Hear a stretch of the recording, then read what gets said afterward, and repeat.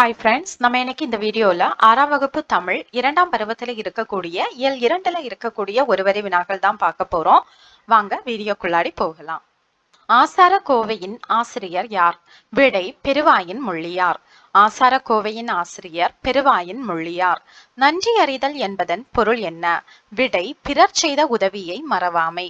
நன்றி அறிதல் என்பதன் பொருள் பிறர் செய்த உதவியை மறவாமை. ஒப்புரவு என்பதன் பொருள் என்ன? விடை எல்லோரையும் சமமாக பேணுதல். ஒப்புரவு என்பதன் பொருள் எல்லோரையும் சமமாக பேணுதல். நட்டல் என்பதன் பொருள் என்ன? விடை நட்பு கொள்ளுதல். நட்டல் என்பதன் பொருள் நட்பு கொள்ளுதல். பெருவாயின் முள்ளியார் பிறந்த ஊர் எது? விடை கயத்தூர். பெருவாயின் முள்ளியார் பிறந்த ஊர் கயத்தூர். ஆசார கோவை என்பதன் பொருள் என்ன? விடை நல்ல ஒழுக்கங்களின் தொகுப்பு.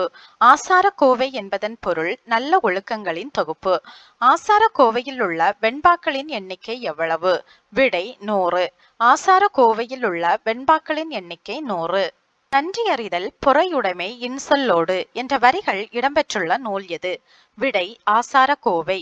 நன்றி அறிதல் பொறையுடைமை இன்சொல்லோடு என்ற வரிகள் இடம்பெற்றுள்ள நூல் ஆசார கோவை. அறிவு கூட்டல் உடைமை என்பதனை சேர்த்து எழுத கிடைக்கும் சொல் எது? விடை அறிவுடைமை. அறிவு கூட்டல் உடைமை என்பதனை சேர்த்து எழுத கிடைக்கும் சொல் அறிவுடைமை. இவை கூட்டல் எட்டும் என்பதனை சேர்த்து எழுத கிடைக்கும் சொல் எது? விடை இவை எட்டும். இவை கூட்டல் எட்டும் என்பதனை சேர்த்து எழுத கிடைக்கும் சொல் இவை எட்டும். நன்றி அறிதல் என்னும் சொல்லை பிரித்து எழுதுக.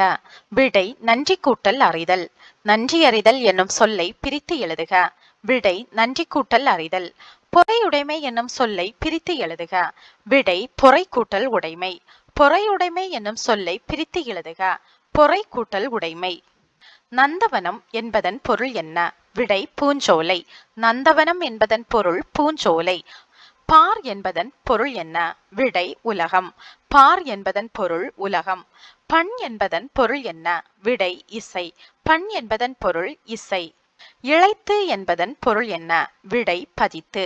இழைத்து என்பதன் பொருள் பதித்து. முத்தேன் என்னும் தொகைச்சொல்லின் விளக்கம் என்ன? விடை கொம்புத்தேன், மலைத்தேன், கொசுத்தேன்.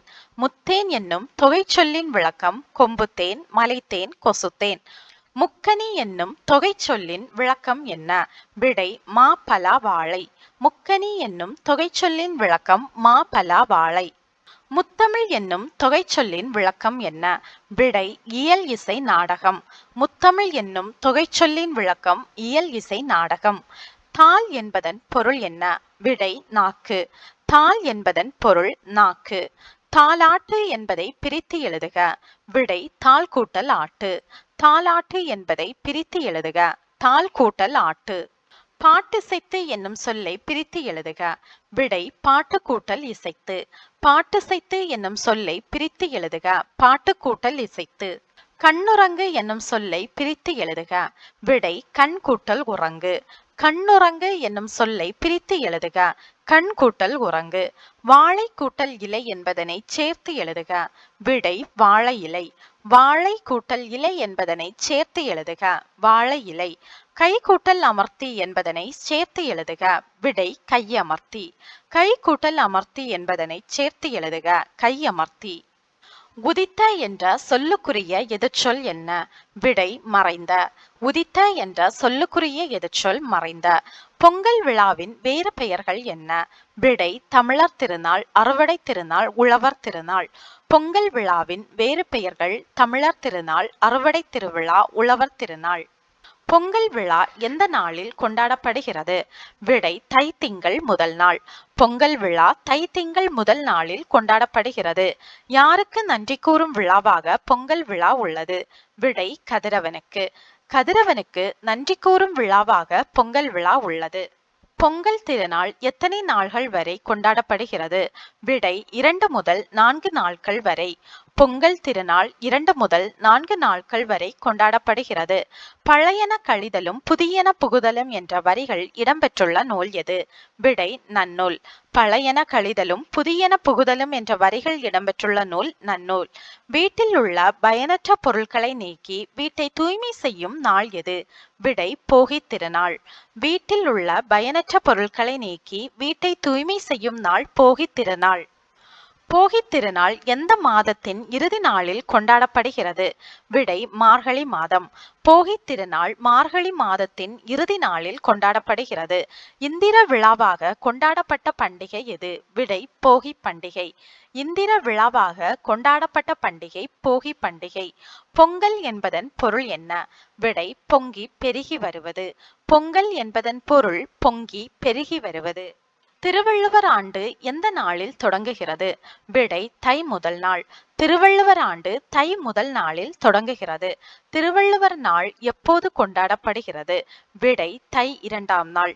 திருவள்ளுவர் நாள் தை 2ஆம் நாள் கொண்டாடப்படுகிறது. மாடு என்ற சொல்லின் பொருள் என்ன? விடை செல்வம். மாடு என்ற சொல்லின் பொருள் செல்வம். ஆந்திரம், கர்நாடகம், மராட்டியம், உத்தரப்பிரதேசம் ஆகிய மாநிலங்களில் அறுவடை திருநாள் எந்த பெயரில் கொண்டாடப்படுகிறது? விடை மகர சங்கராந்தி. ஆந்திரம், கர்நாடகம், மராட்டியம், உத்தரப்பிரதேசம் ஆகிய மாநிலங்களில் அறுவடை திருநாள் மகர சங்கராந்தி என்ற பெயரில் கொண்டாடப்படுகிறது. லோரி என்ற பெயரில் அறுவடை திருநாள் கொண்டாடப்படும் மாநிலம் எது? விடை பஞ்சாப். லோரி என்ற பெயரில் அறுவடை திருநாள் கொண்டாடப்படும் மாநிலம் பஞ்சாப். குஜராத், ராஜஸ்தான் மாநிலங்களில் அறுவடை திருநாள் எந்த பெயரில் கொண்டாடப்படுகிறது? விடை உத்தராயன். குஜராத், ராஜஸ்தான் மாநிலங்களில் அறுவடை திருநாள் உத்தராயன் என்ற பெயரில் கொண்டாடப்படுகிறது. பொங்கல் கூட்டல் அன்று என்பதனை சேர்த்து எழுதுக. விடை பொங்கல் அன்று. பொங்கல் கூட்டல் அன்று என்பதனை சேர்த்து எழுதுக. பொங்கல் அன்று. போகி பண்டிகை என்னும் சொல்லை பிரித்து எழுதுக. விடை போகி கூட்டல் பண்டிகை. போகி பண்டிகை என்னும் சொல்லை பிரித்து எழுதுக. போகி கூட்டல் பண்டிகை. மாமல்லன் என்று அழைக்கப்படும் மன்னன் யார்?